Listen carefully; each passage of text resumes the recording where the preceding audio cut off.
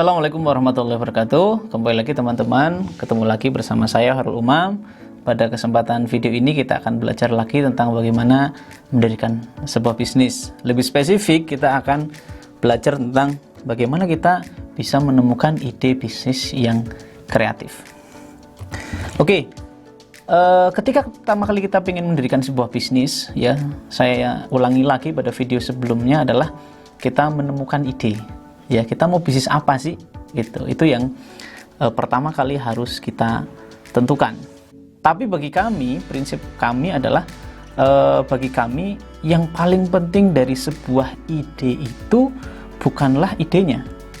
Ya, jadi yang paling penting dari ide bisnis itu bukan idenya, tetapi adalah eksekusinya. Adapun ide bisnis yang terpenting adalah bagaimana kita bisa mengeksekusi ide itu menjadi sebuah bisnis yang nyata. Ya, jadi ide itu adalah kumpulan action-action yang bisa membuat ide bisnis ini menjadi sebuah bisnis yang nyata.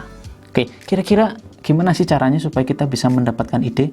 Saya akan berbagi sedikit pengalaman kami pribadi ketika mendirikan sebuah bisnis, ide bisnis apa yang kemudian muncul dalam pikiran kita. Ada beberapa langkah-langkah yang nanti akan kita ikuti. Yang pertama,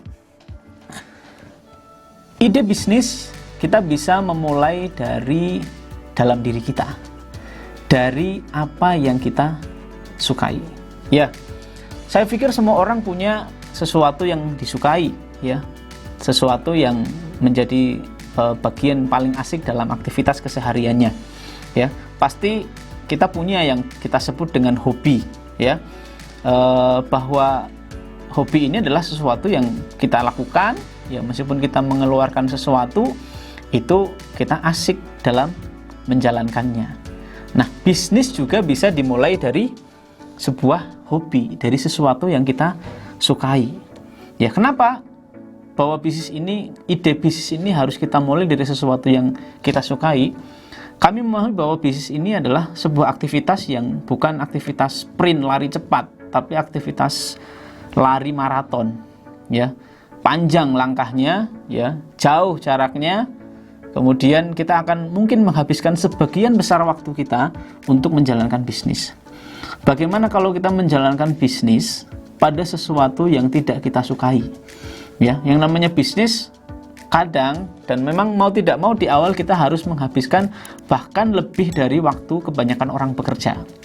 Ya, aktivitas hidup kita curahkan, ya, semaksimal mungkin untuk menjalankan sebuah bisnis. Nah, bayangkan ketika kita menjalankan sebuah bisnis tapi kita tidak menyukai bidang bisnis yang kita jalani, ya, bayangkan saja. Tentunya apa? Hari-harinya mesti akan menjadi hari yang sangat berat, ya. Bayangkan Anda misalkan ketika ingin mendirikan sebuah biro wisata, ya, biro perjalanan, agen perjalanan, ya, tour and travel. Bayangkan Anda mabuk perjalanan. Ya, ketika Anda mendapatkan orderan, ya, mungkin Anda ada tour leader, ya, ada guide, tapi ketika tidak ada tour guide, Anda harus turun tangan, Anda harus mungkin di dalam bis, tetapi Anda mabuk perjalanan. Apa yang dirasakan? Sangat-sangat tersiksa, ya, sangat-sangat tersiksa. Ketika ada pemasukan, ada orderan, bukannya kemudian menyambutnya dengan gembira, tapi Anda menghindar karena takut mabuk perjalanan. Ya, ketika apalagi harus pakai pesawat, Anda takut ketinggian, tidak berani naik pesawat. Wah, ini sesuatu yang sesuatu yang sangat berat.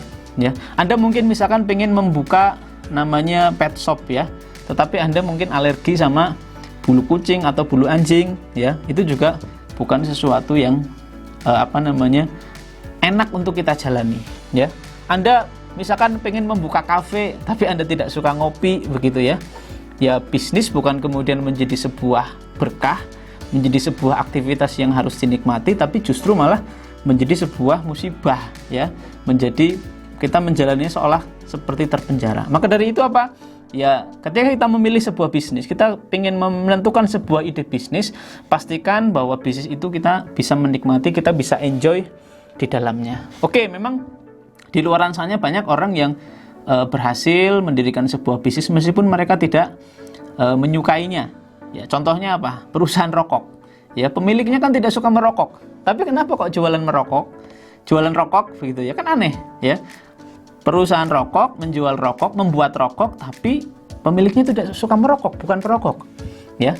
Ini sebuah anti dari pernyataan tadi yang saya sampaikan ya. Sekali lagi, mereka perusahaan sudah besar ya, mungkin perusahaan warisan dari orang tuanya, kita nggak tahu secara orang tuanya seperti apa, atau mungkin memang mereka bukan bisnis yang pertama ya, sehingga ketika modalnya sudah besar, mereka sudah punya semuanya, mereka tinggal membeli semua saja. Mereka berpikir yang penting permintaan masyarakat tinggi ya kan, marketnya besar, kenapa tidak diambil, jadilah sebuah bisnis ya. Tapi bagi kita yang ingin mendirikan bisnis di awal, di mana kita harus terjun, kita masuk, kita melakukan tindakan-tindakan teknis, kita bekerja di dalamnya, bahkan bekerjanya lebih dari karyawan ya. Karyawan masuk jam 8, pulang jam 5, kita masuk jam 8, pulang jam 12 malam mungkin ya. Kita tentu harus memilih satu ide bisnis yang kita bisa enjoy di dalamnya, kita nyaman ya. Sejelek-jeleknya bisnis ini gagal ya, bisnis ini bangkrut, rugi sekalipun ya, paling tidak kita sudah menjalankan hobi kita gitu. Itu yang pertama ya. Jadi ide bisnis ini harus kita mulai dari sesuatu yang kita sukai ya, mulai dari hobi. Yang kedua, lanjut dengan sesuatu yang Anda bisa ya. Menyukai sesuatu tapi tidak bisa, ini juga masalah ya, ini juga masalah ya. Kita tahu lah, kita mungkin, saya yakin yang cowok-cowok ya, yang bapak-bapak, mas-mas semua di sini suka sepak bola, tapi tidak semua suka sepak bola ya kan. Tidak semua bisa sepak bola, maksud saya ya. Suka sepak bola tapi bisa sepak bola. Bayangkan ketika kita bisnis, suka di bidang tertentu tetapi kita tidak bisa menjalankannya, ini juga jadi masalah. Karena apa ya, paling kita cuma jadi penonton ya. Kalaupun kita terjun di dalam bisnis, kita akan kalah terus. Ingat, di dalam bisnis juga ada persaingan, ada kompetitor, di mana di situ kita kadang memang harus bertarung dengan lawan-lawan bisnis kita ya. Maka dari itu, bisnis yang baik ya, bisnis yang kita pilih tentunya, ide bisnis yang kita tentukan adalah bisnis yang dimana di bidang itu kita punya skill, kita punya keahlian, kita punya bakat lah bahasanya ya. Maka ketika kita memilih satu bidang bisnis yang kita sukai dan kita bisa, otomatis kita akan sekali lagi lebih mudah dalam menjalankan langkah-langkah bisnis. Karena apa ya, kita mengetahuinya ya. Kita bisa menjalankan bisnis ini dengan baik karena kita bisa, dan hasilnya pun juga akan maksimal. Ibarat sebuah kapak ya, diibaratkan sebuah kapak kan ada sisi tajam sama sisi tumpul ya. Kalau kita menyukai bisnis yang kita bisa ya, yang sisi tertajamnya kita asah terus, otomatis kita akan menjadi kapak yang memang bisa menebang pohon dengan baik, dengan cepat ya, dengan kuat. Tapi kalau kita asah sesuatu yang kita lakukan ini bukan keahlian terbaik kita ya, kita tidak punya skill di situ, bagian tumpulnya sampai kapanpun bagian tumpul diasah juga tidak akan bisa lebih tajam daripada bagian tajamnya. Sayang sekali, bagian tajam tidak kita asah, tapi bagian tumpul kita asah, mengkilap memang, tapi nggak bisa dipakai untuk menebang pohon, tidak ada manfaatnya.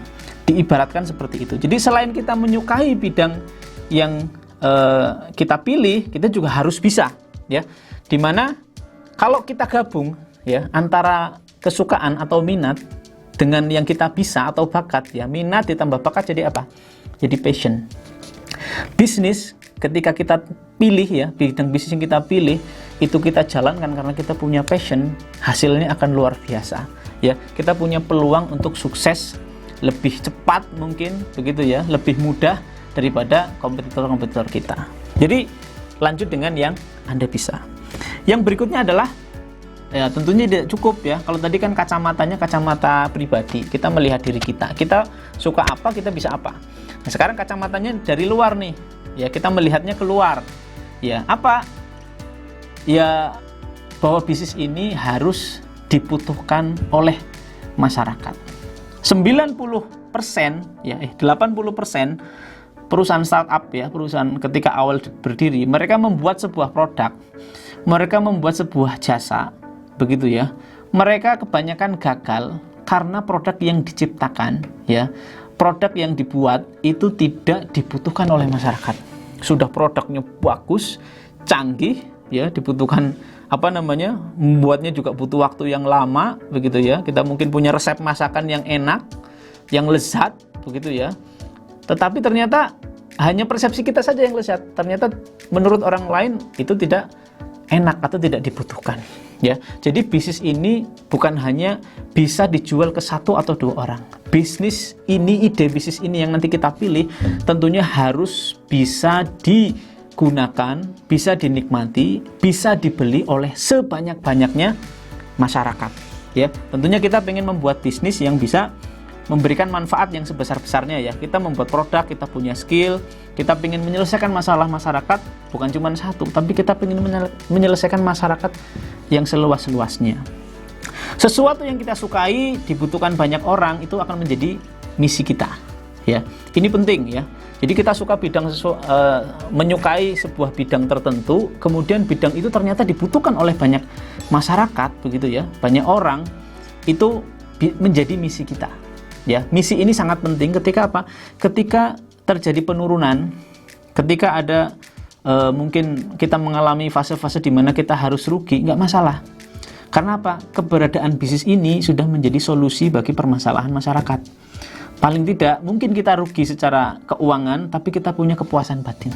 Ya, meskipun yang namanya bisnis tidak melulu hanya sebatas masalah pengabdian atau mungkin memberikan solusi terhadap masyarakat, karena kalau tidak dibayar namanya bukan bisnis tapi lembaga sosial. Jadi ide bisnis yang kita tentukan, yang nanti kita pilih juga harus dibutuhkan oleh banyak orang. Jangan sampai bisnis ini hanya dinikmati oleh 1-2 orang saja ya, harus dinikmati oleh banyak orang ya. Jadi sesuatu yang kita sukai dibutuhkan masyarakat itu jadi misi, dan ini misi penting karena ini menjadi nafas kita untuk senantiasa bisa bertahan dalam kondisi apapun. Yang berikutnya adalah bahwa bisnis ini Anda dibayar dengan layak, ya. Anda dibayar dengan layak. Karena tujuan utama apa? Tujuan utama adalah kita adanya transaksi, ya. Kita mendirikan bisnis ini kan pengen ada transaksi, pengen ada pemasukan, ya.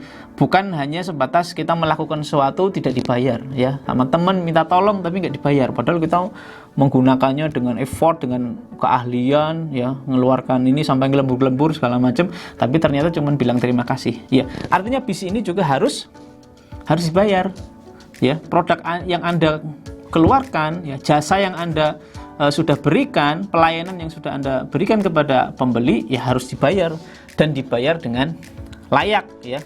Tidak terlalu mahal, juga tidak terlalu murah, yang ikuti harga pasaran, ya. Meskipun yang namanya mahal dan murah itu relatif, ya. Kita lihat pasarannya sajalah, gitu.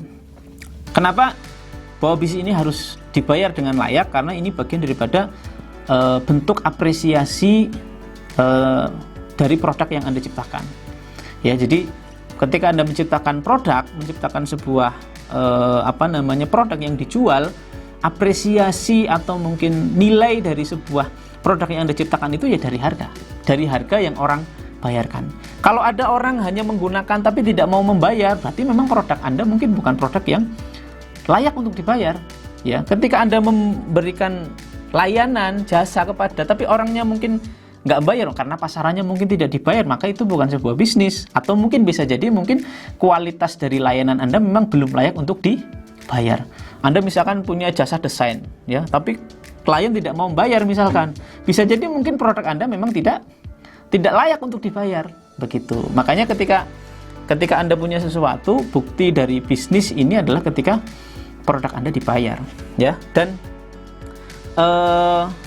ketika sesuatu yang Anda bisa, ya, tadi sesuatu yang Anda bisa, ya, ide tentang bisnis ini kan mulai dari sesuatu yang Anda bisa, kemudian Anda dibayar di dalamnya, itu akan menjadi pekerjaan Anda, ya. Itu akan menjadi keseharian Anda, ya. Ketika Anda turunkan ke tim pun juga Anda akan mencari orang-orang yang bisa, ya. Orang yang bisa ini kemudian dibayar, ya, melalui bisnis Anda, itu jadi menjadi pekerjaan tim Anda atau menjadi pekerjaan bisnis Anda. Itulah menjadi core bisnis Anda. Dan sesuatu yang orang membayar dalam jumlah yang besar, begitu ya, mereka membayarnya karena merasa bahwa Anda ahli dan Anda akan menjadi rujukan, kemudian Anda menjadi referensi utamanya, pelayanan Anda menjadi yang terbaik, atau Anda akan dikenal menjadi seorang ahli, ya. Jadi cara menemukan ide bisnis gimana? Yang pertama tadi saya ulangi lagi, ide itu harus berasal dari dalam, ya, dari yang Anda sukai, kemudian Anda bisa. Setelah itu kita lihat dari kacamata, melihat keluar nih, ya. Bisnisnya banyak nggak dibutuhkan, ya kan? Banyak nggak dibutuhkan sama orang. Jangan-jangan yang butuh cuma 1-2 orang. Tentu kemudian yang paling penting adalah bahwa Anda bisa nggak mendapatkan income dari sini, ya. Jangan sampai kemudian kita mendirikan sebuah produk meskipun dibutuhkan sama banyak orang, tapi nggak dibayar, ya. Karena orang mungkin mempersepsikan bahwa ini tuh adalah layanan gratisan misalkan. Ya, ini bukan sebagai sebuah bisnis, begitu ya. Jadi keempat tadi. Nah, dari keempat yang tadi saya sampaikan, sebetulnya kami ambil dari sebuah konsep yang dinamai Ikigai.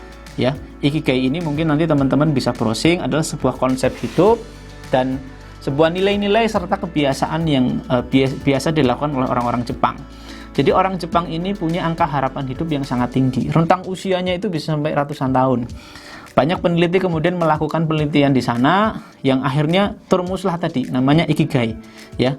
Bahwa kegiatan yang kita lakukan ini, bisnis yang kita lakukan ini, jangan sampai kemudian tidak sesuatu yang tidak kita sukai, ya, jadi beban, ya.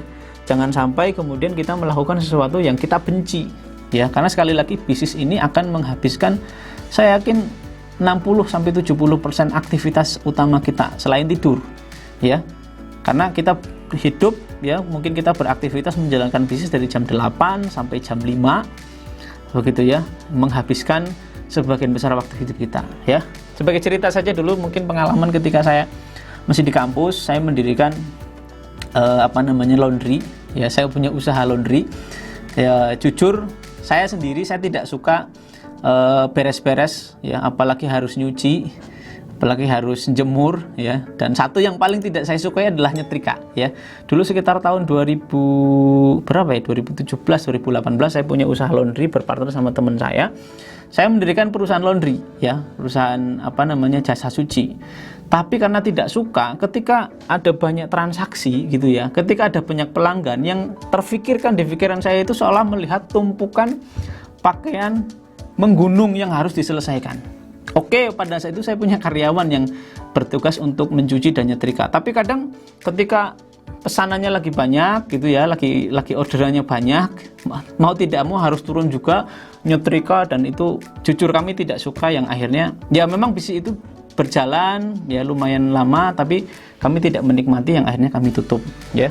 Kami juga dulu pernah membuat sebuah layanan software, ya, softwarenya cukup canggih, ya, yang saya pikir bisa dibutuhkan oleh banyak orang, tetapi setelah dijual ternyata tidak banyak transaksinya, ya, ada transaksi tapi tidak bisa menutup operasional, sehingga apa, ya, terpaksa kami tutup karena memang permintaan pasarnya tidak terlalu besar, ya. Jadi ketika kita menerapkan konsep Ikigai tadi dalam bisnis yang kita pilih, ide bisnis yang kita pilih, tentunya ini akan membuat aktivitas bisnis kita akan semakin semakin menyenangkan, ya. Mungkin teman-teman terkait dengan ide bisnis ini masih tetap harus melakukan riset, ya. Mungkin harus lihat contoh orang-orang sukses, dia di bidang apa sih bergeraknya, langkah-langkahnya seperti apa. Kemudian atau mungkin lihat tren yang sekarang lagi ramai apa, kemudian kita ngikuti dan kita bisa ikut bisnis itu. Kita mungkin bisa baca buku, bisa nonton video, atau mungkin ikut seminar, pelatihan, workshop untuk meningkatkan skill kita. Tapi sekali lagi, yang paling penting adalah jangan sampai kita memilih sebuah bisnis di mana bisnis itu kita tidak menyukainya, ya. Karena apa? Karena bisnis yang paling baik adalah ketika kita bisa menjalankannya dengan mudah karena kita bisa menjalankannya dengan enjoy karena kita suka. Bisnis itu juga dibutuhkan oleh banyak masyarakat sehingga banyak transaksinya, dan kita dibayar layak sehingga kita bisa menjalankan bisnis ini dengan baik. Kita bisa melewati tahapan-tahapan sampai kemudian kita bisa sukses dan bahagia. Mungkin itu saja sharing pengalaman tentang bagaimana kami mengelola sebuah ide. Sekali lagi, ini bukan satu kali, ya, tapi beberapa kali kita menjalankan bisnis sampai akhirnya kita menemukan sebuah konsep tentang Ikigai ini. Mungkin itu video-video materi yang bisa saya sampaikan. Semoga bisa memberikan manfaat kepada teman-teman semua. Kalau suka, di like tombolnya. Kalau ada pertanyaan, ada mungkin usulan-usulan, masukan dan segala macam, silakan tulis di komentar, nanti kita akan diskusi. Kalau merasa bermanfaat silakan share dengan yang lain, dan kalau pengen mengikuti updatean video-video kami silakan tekan tekan tombol subscribe. Terima kasih, sampai ketemu di video-video berikutnya. Wassalamualaikum warahmatullahi wabarakatuh.